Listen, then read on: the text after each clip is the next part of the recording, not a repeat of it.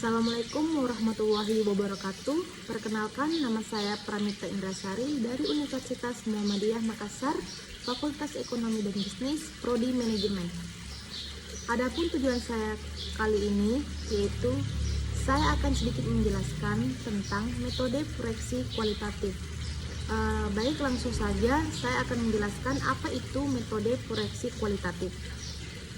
Metode proyeksi kuantitatif adalah metode proyeksi yang didasarkan pada data yang bersifat kuantitatif. Hasil proyeksi yang didasarkan pada proyeksi kuantitatif akan menghasilkan proyeksi yang bersifat objektif, yang berarti bahwa nilai proyeksi tersebut tidak dapat diperdebatkan. Yang dapat diperdebatkan hanya asumsi-asumsi yang digunakan dalam proyeksi tersebut. Sedangkan proyeksi yang bersifat kualitatif adalah metode proyeksi yang didasarkan pada data-data kualitatif yang akan memberikan nilai proyeksi yang bersifat subjektif. Namun dalam kenyataannya tidak selamanya metode proyeksi kuantitatif dapat dilaksanakan. Hal ini disebabkan oleh beberapa hal. Oleh karena itu perlu dilakukan proyeksi dengan menggunakan pendekatan kualitatif. Hal-hal yang menyebabkan dilakukannya proyeksi kualitatif adalah yang pertama, data historis yang bersifat kuantitatif tidak ada. Ketersediaan data historis yang bersifat kuantitatif biasanya disebabkan oleh karena bisnis tergolong masih baru atau belum pernah dilaksanakan sebelumnya, sehingga sebelum tersedia data historis untuk digunakan sebagai dasar pembuatan proyeksi secara kuantitatif. Yang kedua, data kuantitatif historis ada, tetapi pola datanya tergolong unik. Data historis sudah tersedia, namun pola datanya unik.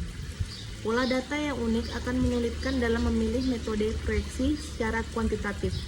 Pola data yang unik adalah pola data yang tidak memiliki pola yang jelas, sehingga sulit untuk diproyeksikan dengan alat analisis kuantitatif. Penjualan merupakan kegiatan ekonomi yang umum, di mana dengan penjualan sebuah perusahaan akan memperoleh hasil atau laba sesuai dengan apa yang direncanakan atau memperoleh pengembalian atas biaya-biaya yang dikeluarkan. Berikut ini definisi penjualan menurut beberapa para ahli. Yang pertama, Sutanto mengemukakan bahwa penjualan adalah usaha yang dilakukan manusia untuk menyampaikan barang kebutuhan yang telah dihasilkan kepada mereka yang memerlukan dengan imbalan uang menurut harga yang ditentukan atas persetujuan bersama. Yang kedua, Winardi mengemukakan penjualan sebagai proses di mana sang penjual memastikan, mengaktifkan, dan memuaskan kebutuhan atau keinginan sang pembeli yang berkelanjutan dan menguntungkan kedua belah pihak.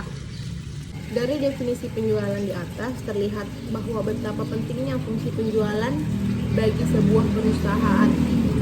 Pada umumnya, para pengusaha mempunyai tujuan mendapatkan laba yang maksimal serta mempertahankan atau berusaha meningkatkan untuk jangka waktu lama.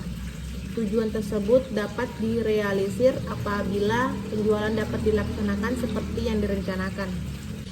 Kesimpulan peramalan penjualan yang telah saya jelaskan di atas dapat disimpulkan bahwa peramalan penjualan hanya merupakan salah satu cara untuk memperkirakan target yang akan dan harus dicapai pada periode yang akan datang.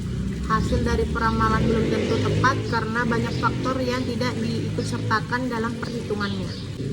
Baik, itulah tadi sedikit penjelasan mengenai tentang metode proyeksi kualitatif yang disertakan dengan studi kasus peramalan penjualan pada PT Bakri Telekom. Jika ada tutur kata yang kurang berkenan dalam video ini, saya mohon maaf.